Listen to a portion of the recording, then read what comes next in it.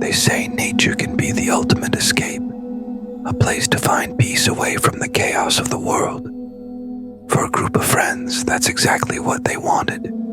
A weekend getaway, far from the city, at a remote cabin overlooking the ocean. But isolation comes with its own dangers. Their destination was perfect, or so it seemed. A cabin nestled in the woods, perched on the edge of a cliff that overlooked the endless sea. It was supposed to be relaxing, but sometimes isolation isn't peace. It's a trap. The first day went smoothly.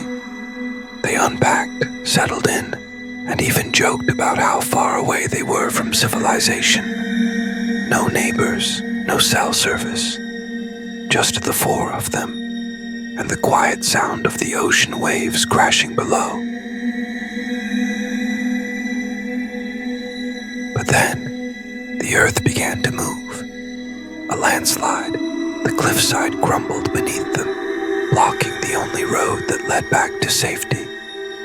They were stranded. The road was gone. The car was damaged. Panic started to set in, but they tried to remain calm. After all, it was just a weekend. Help would come, right? Night fell, and with it came the dark isolation they hadn't expected. The friends tried to keep their spirits up, telling themselves that they could make it through the weekend without outside help. But something was wrong. None of them had seen the figure standing just beyond the tree line, watching, silent, motionless. By morning, the tension had grown. The isolation was starting to weigh on them. But the worst part was that they weren't really alone. They started hearing things, footsteps when no one was there, the sound of whispers just beyond the walls, objects moving on their own. At first, they brushed it off. The mind plays tricks when you're scared, after all. Sarah heard knocking in the middle of the night. She opened the door to find no one, but something or someone was out there, watching from the cliffs.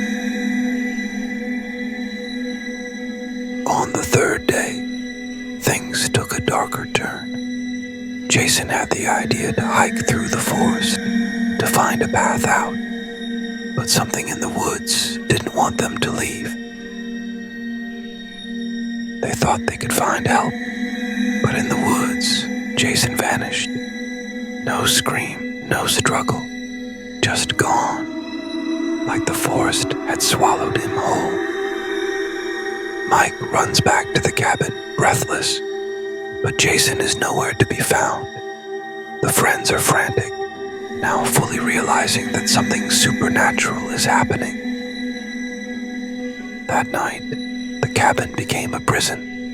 They could hear something outside, scratching at the windows, tapping on the walls, but they dared not open the door. The figure they had ignored before was now inside, moving through the shadows, unseen, but always there. Sarah could feel it breathing down her neck. They couldn't stay in the cabin any longer. With no road left and the woods closing in, there was only one way out, the cliffs. Desperate, they ran. They ran for their lives, but the cliff was unforgiving. As they descended, the rocks gave way, and they realized too late. The figure had been waiting for them. The cabin on the cliff remains silent and empty. But the woods remember, and so does the figure. They say the land is cursed, that once you arrive, you never leave. Maybe they were right.